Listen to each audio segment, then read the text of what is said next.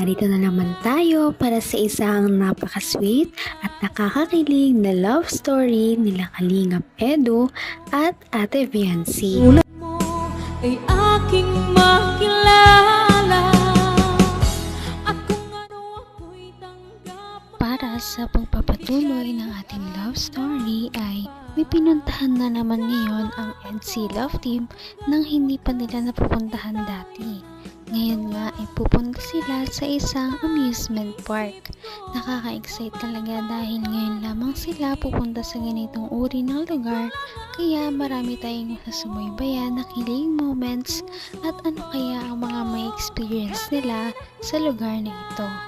Ngayon ay matutunghayan natin kung paano magsaya ang Kalingap Team kasama ang EDC Love Team dahil sobrang nakaka-excite talaga ito. Kaya naman ito ang mga nangyari sa amusement park na kanilang pinuntahan. Alamin na natin kung ano ang mga nakaka-excite na kanilang pinuntahan dito. Ang nice ko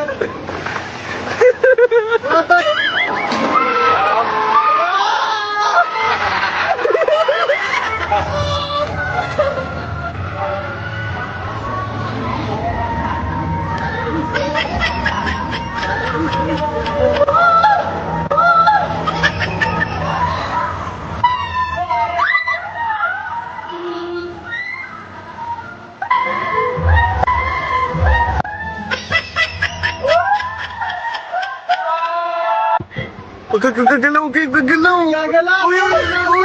Uy, huwag kang gagalaw!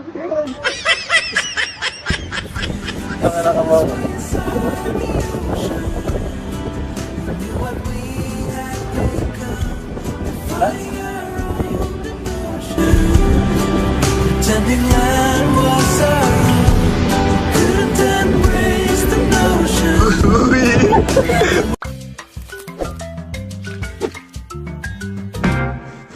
kung ano ako'y tanggap mo na, hindi ka rin nag-alala. Ngayon lamang natin nakita ang EDC Love Team na sumakay sa isang ride na ganito, kaya naman nakakatuwa dahil parang mas nagiging close na sila sa isa't isa dahil sa outing na ito. Pasilip lamang yan, ngunit tignan natin kung paano sila nakapunta dito. Paalam na muna. Mamaalam sa inyo. At magpapakalayo-layo po muna. Pasensya na guys.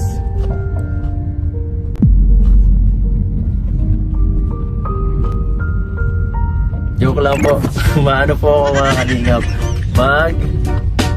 Pupunta po ako sa Manila at may kikitain po akong isang sponsor. Nagpaalam po ako kay Kalingap Prab. Sabi ko po pwede mag-basis na ilang araw. Pumayag naman po siya. Thank you kay Pinsan. At ngayon po ay date na. Paalis na kami ngayon. Susunduin ko na po ngayon sila, yung mga kasamahan ko. So papunta ngayon ako kay J. Brad. At susunod po ay sila, mga kasama ko, yung mga alalay ko. So si Dr. Love. Tapos may isa po pong special na kasama natin. Sino kaya yan? Ay nakisama pa. Pagbihira. Grabe, sigurado po magiging masaya to, no? Magiging masaya to ang pagsasamang to. Itong bakasyon, itong maliit na na paglabas, itong pagbakasyon natin sa... Kasi na-miss ko rin po kasi yung lugar ko dati, gusto kong bisitahin. So sabi ko sa mga kasama ko, pupunta muna kami.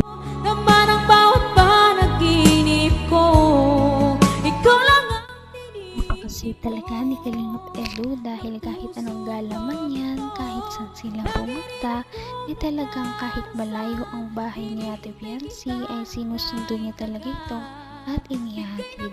Kahit na mapagod siya ay wala talagang problema ito basta para kay Ate Viancy. Ma-enjoy naman nila yung ano. At makita nila yung dati kung ano. Pinagtrabaho ng ano. So, tara. Or even worse, would you look at me with pity in your eyes, saying I'm great, that you would like to be my friend? Yeah, mga vlogger! Mga vlogger idol! Tara na! May special mission tayo!